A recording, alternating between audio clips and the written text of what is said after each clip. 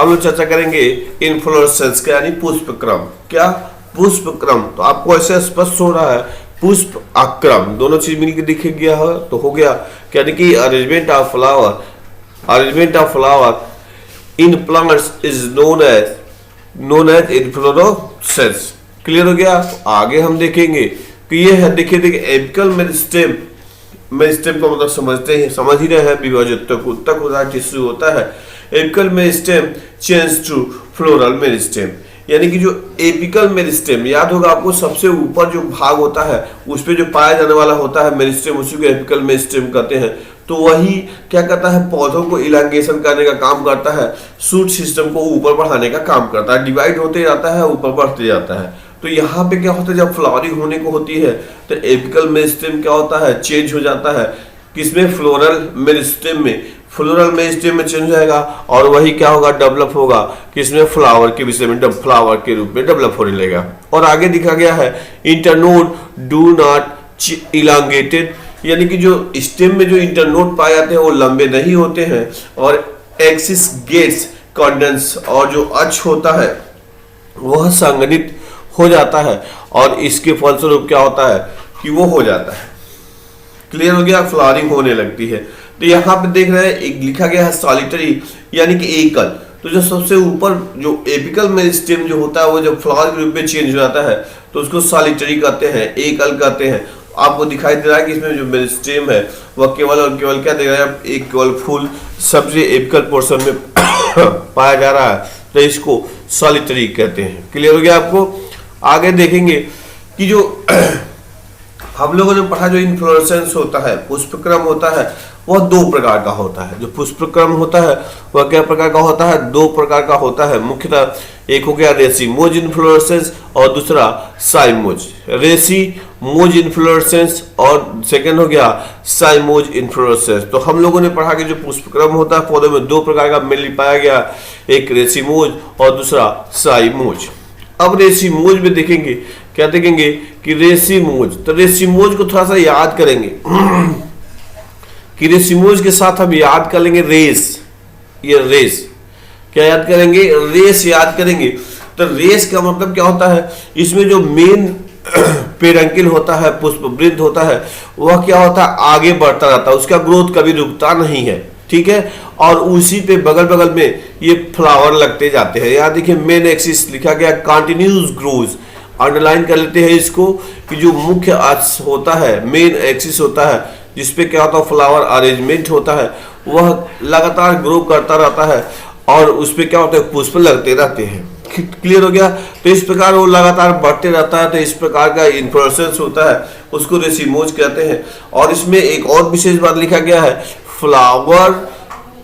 Flower जो होता है एक्रोपिटल सक्सेशन, एक्रोपिटल, यानी कि इसमें क्या हो गया कि नए पुष्प जो होंगे वो आगे की ओर रहेंगे, नए पुष्प क्या रहेंगे, आगे की ओर रहेंगे, और जो पुराने पुष्प होंगे वह नीचे की ओर रहेंगे, आधार की ओर रहेंगे। क्लियर हो गया?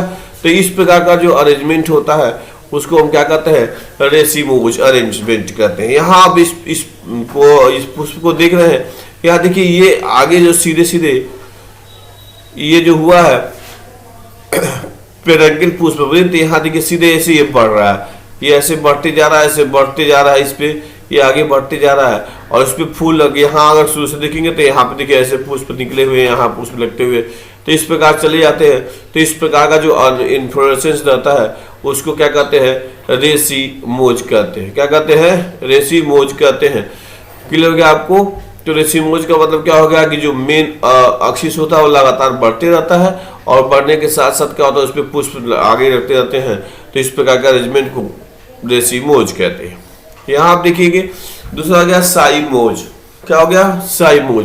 तो साइमोज में क्या होगा, आप देखेंगे कि साइमोज में क्या हो गया कि मेन एक्सिस टर्मिनेट। यहाँ आप इसको ध्यान देंगे कि हाँ ये गया यहाँ पे मेन एक्सिस रहा शुरू में, तो इससे क्या हो गया, यहाँ पे देखिए फ्लावर आ गया, पुष्प हो गया। तो पुष्प हो गया तो टर्मिनेट, यहीं पे फ्लावर हो गया, यहाँ पे टर्मिनल ये हो गया, पुष्प हो गया। अब यहाँ इस जो मेन एक्सिस है यह कोई ग्रोथ नहीं करेगा। अब नहीं करेगा तो फिर क्या होगा, तो यहाँ से फिर दूसरा शाखा निकल जाती है, और इसके मेन एक्सिस पे देख रहे हैं यहाँ पे फूल लगे हुए हैं, यहाँ पे फूल गए, यहाँ पे जब फूल बन गए तो फिर ये क्या हो गया, बंद हो गया, और फिर इससे क्या होता है, यहाँ पे शाखाएं निकल के फिर इसमें फूल आगे लग जाती है। तो इस प्रकार का अरेंजमेंट जो होता है, इन्फ्लोरेसेंस होता है, तो उसको क्या कहते हैं, साइमोज कहते हैं। यानी कि फिर अगर एक वाक्य में हम लोग एक शब्द में, एक वाक्य में कहा जाए तो मीन्स क्या होता है कि मेन एक्सिस निकलता है, उसके ऊपर पुष्प बन जाता है। जब पुष्प बन जाता है तो वो रुक जाता है, ग्रो कर जाता है, आगे डेवलपमेंट नहीं होता है, और फिर उसके बगल से कुछ शाखाएं निकलती है, फिर इसके मेन एक्सिस पुष्प निकल जाते हैं, फिर वहां उसकी ग्रोथ चेक हो जाती है, फिर अगल बगल ऐसे ग्रोथ हो जाता है। तो इस प्रकार का जो अरेंजमेंट पाया जाता है उसको क्या कहते हैं, उसको कहते हैं साइमोज। ठीक है, क्या हो गया, साइमोज। अब यहाँ देखिए थोड़ा सा अंतर लिखा गया जगह पे स्पष्ट रूप से लिखा गया है, तो इसमें आप कौन रेसिमोज है और कौन साइमोज इन्फ्लोरेसेंस में अंतर आप देख लीजिए। लिखा गया रेसिमोज इन्फ्लोरेसेंस में मेन एक्सिस कंटिन्यू ग्रो, जो मुख्य अक्ष होता है वो लगातार ग्रो करता है, और इसमें साइमोज में मेन एक्सिस टर्मिनेट इन फ्लावर, जो मेन एक्सिस होता है वह क्या होता है, पुष्प में परिवर्तित हो जाता है। सेकेंड लिखा गया है ग्रोथ इज अनलिमिटेड, यानी कि उसमें रेसिमोज में लगातार उसका ग्रोथ चलता रहता है, आगे बढ़ता रहता है, जबकि साइमोज में ग्रोथ इज लिमिटेड। क्यों लिमिटेड हो जाता है, आपने देखा कि उसके ऊपर क्या हो गया, पुष्प बन गया, इसलिए क्या हो गया, ग्रोथ लिमिटेड। नेक्स्ट लिखा गया है the flower are born in acropetal succession. तो याद करिएगा एक्रोपिटल सक्सेशन, एक्रोपिटल मतलब बताएगा कि नए पुष्प आगे की ओर और पुराने पुष्प पीछे की ओर या आधार की ओर रहते हैं। क्लियर हो गया। और यहाँ पे देखिए लिखा गया है the flowers are born in basipetal succession. Clear हो गया, यानी कि क्या हो गया, नए पुराने पुष्प बाहर की ओर हो जाएंगे और नए पुष्प अंदर की ओर हो जाएंगे, तो इसको बेसिपिटल सक्सेशन कहते हैं। क्या कहते हैं, बेसिपिटल सक्सेशन कहते हैं, साइमोज में पाया जाता है। इसमें लिखा गया है ग्रुपिंग ऑफ फ्लावर लेस, तो रेसिमोज में क्या हो गया है, लेस कॉमन। तो इसमें आप देखेंगे तो आप देख रहे हैं कि क्या हो गया कि इसमें कि ये जो ग्रुपिंग लिखा गया है फ्लावर इज लेस कॉमन, इसमें पुष्पों का गुच्छ जो होता है, ग्रुप होता है, बहुत कम देखने को मिलता है। और इसमें लिखा गया the grouping of flower is more common, यानी कि साइमोज में वो बहुत गुच्छे के रूप में रहते हैं। और फिर लिखा गया arrangement of flower in group of centrifugal, एक गुच्छे के रूप में परिवर्तित हो जाती है, और इसमें ऐसा नहीं है।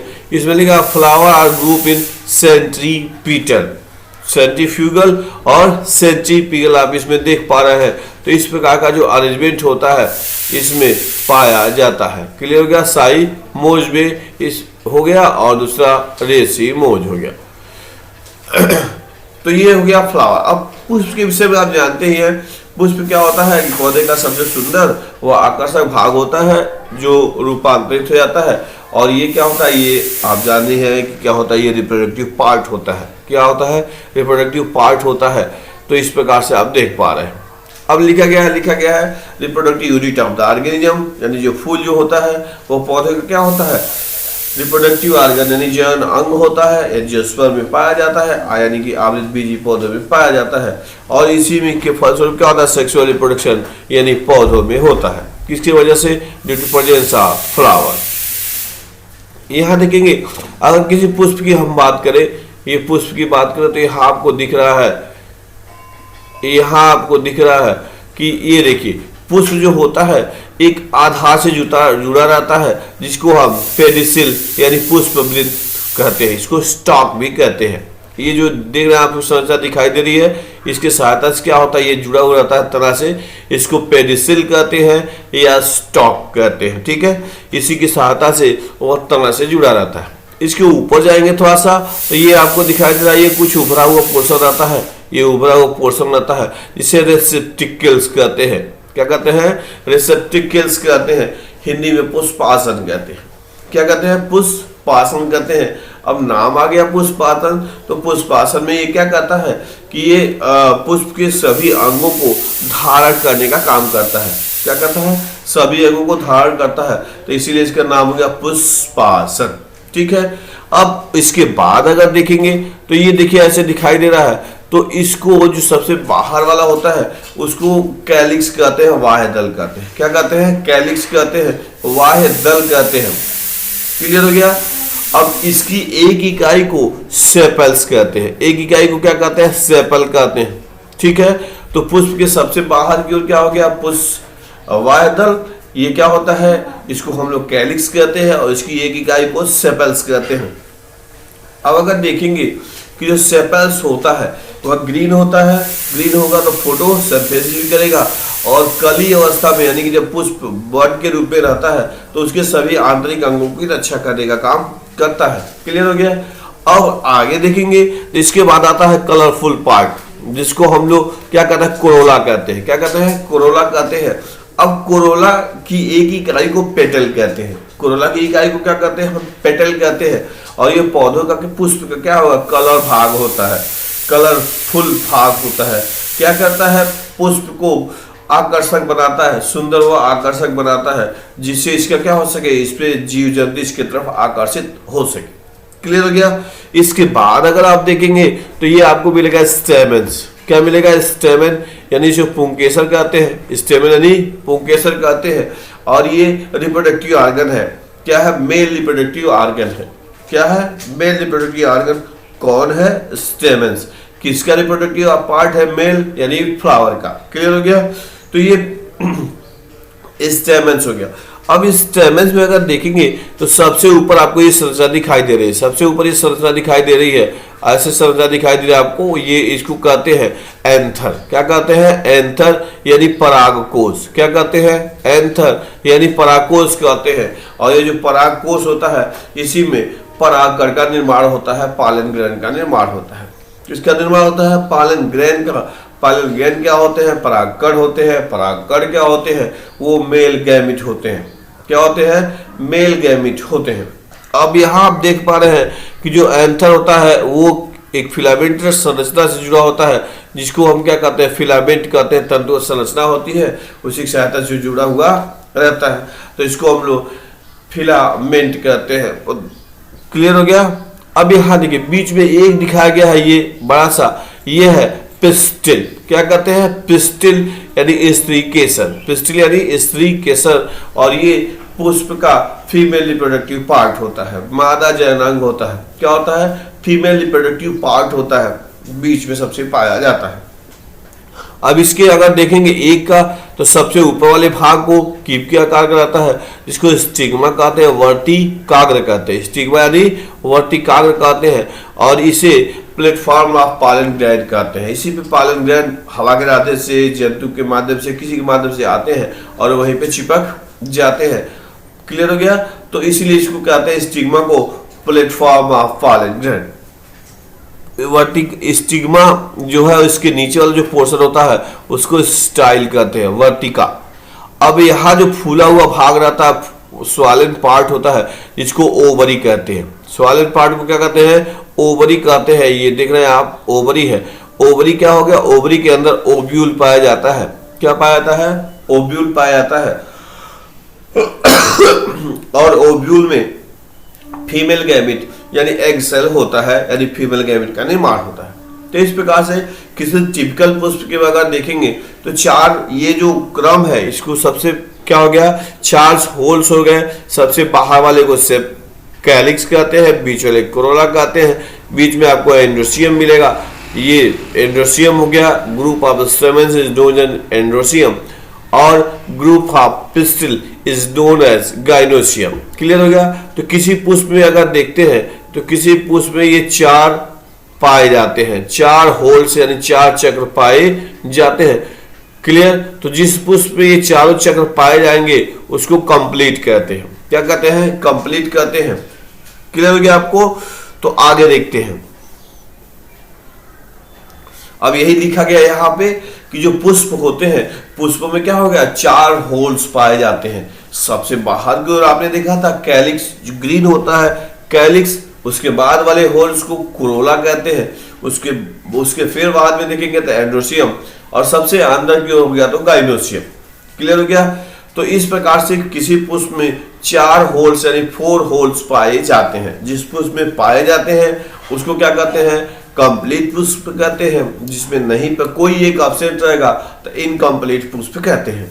अब अगर देखेंगे किसी एक में केवल क्या हो, ये कोई एक ही पाया जाए, चाहे एंड्रोसियम पाया जाए या गाइनोसियम पाया जाएगा, तो अगर एक पाया जाएगा एंड्रोसियम पाया जाएगा तो मेल फ्लावर कहेंगे, और केवल गाइनोसियम पाया जाएगा तो उसको फीमेल फ्लावर कहेंगे, यानी यूनिसेक्सुअल कहेंगे। ठीक है, आगे देखिए क्या लिखा गया है, कैलिक्स और करोला जो होता है एसेसरी सहायक है, एसेसरी ऑर्गन्स होते हैं, जबकि एंड्रोसियम और जो गाइनोसियम है जो सबसे अंदर की ओर दिखाई दिए थे वो क्या है कि रिप्रोडक्टिव ऑर्गन्स है। किसके? फ्लावर के। क्या है ये? रिप्रोडक्टिव ऑर्गन है फ्लावर के। अब देखिए पेरियंथ एक शब्दावली आता है, कुछ पौधे ऐसे होते हैं, कुछ पुष्प ऐसे होते हैं जिसमें कैलिक्स और करोला आपस में फ्यूज हो जाते हैं। लिखा गया calyx and corolla are not distinct, स्पष्ट रूप से नहीं होते, दिखाई देते हैं, दोनों एक में मिले होते हैं, मिक्सअप हो जाते हैं, तो ऐसे कंडीशन को पेरियंथ कहते हैं। तो कुछ पौधों में पेरियंथ, पुष्पों में पेरियंथ पाया जाता है। ठीक है, जैसे एग्जाम्पल के रूप में लिली दिया हुआ है आपकी किताब में, एग्जाम्पल के रूप में क्या दिया हुआ है? लिली दिया है। किसका एग्जाम्पल? पेरियंथ इसमें पाया जाता है, और पेरियंथ आपको इस पे स्पष्ट हुआ था कि क्या होगा, उसमें मेल क्या हो गया, कैलिक्स और करोला आपस में फ्यूज हो गए थे, दोनों अलग अलग नहीं रहते हैं। अब जिन पुष्पों में क्या होता है, दोनों मेल और फीमेल दोनों एक साथ पाए जाते हैं, एक ही पुष्प पाएंगे उसको बाइसेक्सुअल कहेंगे, और जिसमें केवल एक ही पाया जाएगा उसको यूनिसेक्सुअल कहेंगे। ठीक है, जिन पुष्पों में केवल क्या हो, मेल या फीमेल रिप्रोडक्टिव पार्ट केवल एक ही पाया जाएगा उसको यूनिसेक्सुअल कहेंगे, और जिसमें दोनों पाया जाएगा उसको बाइसेक्सुअल कहते हैं। क्लियर? अब देखेंगे, अब एक बात आती है सिमेट्री यानी सममित, सिमेट्री यानी सममित। तो इसमें दिया गया सबसे पहला जो सिमेट्री है, इसके लिए हम एक्टिनोमॉर्फिक या रेडियल सिमेट्री कहते हैं, एक्टिनोमॉर्फिक या रेडियल सिमेट्री। तो ऐसा पुष्प जिसमें हम क्या करें, हम वर्टिकल प्लेन से काटते हैं तो जो पुष्प होता है वह दोनों एक जैसे दिखाई देता है। किसी प्लेन से हम काटते हैं तो एक जैसे दोनों का हाफ मिरर इमेज दिखाई देता है। तो इस प्रकार के सिमेट्री को क्या कहते हैं? रेडियल सिमेट्री कहते हैं। जैसे मस्टर्ड लिखा गया है, धतूरा लिखा गया है, और चिली यानी मिर्च में लिखा गया है। तो इस प्रकार के पौधे पुष्प पाए जाते हैं एक्टिनोमॉर्फिक। अब कुछ पौधों में पुष्पों में देख रहे हैं एक संरचना आ गई, क्या हो गया? ब्रेक्ट। क्या हो गया? ब्रेक्ट। तो ये जो ब्रेक्ट होता है, यहाँ देखिए, आप यहाँ देखिए, ये जो नीचे वाला पोर्शन यहाँ ये ब्रेक्ट है। तो ब्रेक्ट का मतलब समझ गए, ये इससे बाद से पेडिसिल यानी तना का वह भाग होता है, छोटा छोटा संरचना होता है जहां से क्या होते हैं, पेडिसिल निकलते हैं, पुष्प निकलते हैं। तो यहाँ वाले संरचना को क्या कहते हैं? ब्रेक्ट कहते हैं। अब ब्रेक्ट जिस पुष्प में पाया जाएगा उसको ब्रेक्टिएट कहेंगे, और जिसमें नहीं पाया जाएगा उसको ई ब्रेक्टिएट कहते हैं। तो ब्रेक्ट आपको क्लियर हो गया। आप इसीलिए इस वीडियो को ऐसे दिखाया गया, बनाया गया है। तो जिसमें ब्रेक्ट पाया जाएगा उसको ब्रेक्टिएट कहेंगे, और जिसमें नहीं पाया जाएगा उसको ई ब्रेक्टिएट कहेंगे। तो ये टर्मिनोलॉजी है, आपको डायरेक्ट याद करना रहेगा कि ब्रेक्ट जिसमें पाया जाएगा उसको ब्रेक्टिएट, और नहीं पाया जाएगा उसको ई ब्रेक्टिएट कहेंगे जिस पुष्प में होगा। तो उसी से आप देख सकते हैं। क्लियर हो गया? तो ये ब्रेक्ट आप समझ में आ गया। अब आगे देखेंगे, आगे आपको ई ब्रेक्टिएट देखिए, इसमें किसी कहीं भी ब्रेक्ट नहीं दिखाया गया है। तो इसमें ई ब्रेक्टिएट, ई एब्सेंट का मतलब है, तो इसमें ब्रेक्ट नहीं पाया जाएगा, नहीं पाया जा रहा तो इसको ई ब्रेक्टिएट कहें। क्लियर? आगे देख सकते हैं। अब एक बात आया, यहाँ थोड़ा ध्यान देने वाली बात है, थोड़ा ध्यान समझिएगा कि जो पुष्प होते हैं उसमें क्या हो गया कि ओवरी, अन्य चीज जैसे मान लीजिए कैलिक्स हो गया, करोला हो गया, एंड्रोसियम हो गया, तो इन सब की स्थिति के आधार पे पुष्प में ये क्या हो गया, इनको देखिए, हाइपोगाइनस, पेरीगाइनस और ईपीगाइनस 3 प्रकार के होते हैं। पुष्प में क्या हो गया कि थैलेमस, ओवरी, अन्य जो अंग होते हैं, पार्ट होते हैं, उसके आधार पे पुष्प को 3 भागों में बांटते हैं। हाइपोगाइनस कंडीशन है, पेरीगाइनस और एपीगाइनस। ठीक है, तो सबसे पहले यहाँ देखिए, यहाँ पे ये है हाइपोगाइनस। क्या हो गया? हाइपोगाइनस। तो इसमें देखिए खूब पूछता भी है कि हाइपोगाइनस का मतलब होता है कि इसमें ओवरी जो है सबसे ऊपर। देखिए हाइपो का मतलब होता है नीचे या कम, हाइपो का मतलब नीचे या कम। तो ऐसा पुष्प जिसमें ओवरी के अलावा जितने भी पुष्पांग पाए जाते हैं सब उससे नीचे हो, उससे सब क्या हो? नीचे हो। यहाँ देख रहे हैं ये जो स्टेमन्स है, पुंकेसर, वो भी नीचे है, ओवरी यह रहा, और स्टेमन्स हो गया, ये पेटल्स हो गया, और ये सेपल्स हो गया। तो सब के सब क्या हो गया? इससे ओवरी से नीचे हुए हैं, तो इसको हाइपोगाइनस कहते हैं। क्लियर हो गया। हाइपो माने नीचे, हाइपो माने नीचे, तो सारे के जो पार्ट हो गए क्या है, सब नीचे है, तो इसको हाइपोगाइनस कहते हैं। अब बी देखिए, बी और सी दिखा गया, B and C are perigynous. इन दोनों को हम कंसंट्रेट करें। पेरी का मतलब होता है चारों तरफ, पेरी का मतलब चारों तरफ होता है। तो ऐसे पुष्प जिसमें जो ओवरी है, ओवरी के चारों तरफ, ओवरी के चारों तरफ अन्य जो स्टेमेंस हो गया, पेटल्स हो गया, सेपल्स हो गया, तो ये अलग अलग पाए जा रहे हैं। यहाँ पे देख रहे हैं, तो इसको पेरीगाइनस कहते हैं। यहाँ भी देखिए ओवरी है, तो ओवरी के चारों तरफ है, इसलिए पेरीगाइनस हो गया। क्या हो गया, पेरीगाइनस हो गया। और तीसरा है एपीगाइनस। क्या हो गया, एपीगाइनस, जिसमें क्या हो गया, सब ओवरी के ऊपर हैं। यहाँ आप देख पा रहे हैं, यहाँ आप देख पा रहे हैं ओवरी को छोड़ के, ओवरी से, ओवरी के अलावा जो सब ओवरी से ऊपर है, ठीक है। तो ओवरी से ऊपर है, तो इसको क्या कहेंगे, एपीगाइनस। कंडीशन थोड़ा सा याद के बहुत पूछा जाता है। यहाँ देख पा रहे हैं कि जो पेटल्स, सेपल्स है, पेटल्स है, स्टेमेंस है, सब ओवरी के ऊपर है, तो उसको क्या कहते हैं, एपीगाइनस। तो आपने देखा कि क्या कहते हैं, पुष्प में ओवरी, पेटल्स, सेपल और स्टेमन की पोजीशन के आधार पे वो पुष्प को 3 प्रकार से किया गया था। हाइपोगाइनस, हाइपोगाइनस में क्या हो गया कि ओवरी के नीचे सारे अंग रहते हैं, ओवरी सबसे ऊपर रहता है, तो उसको हाइपोगाइनस।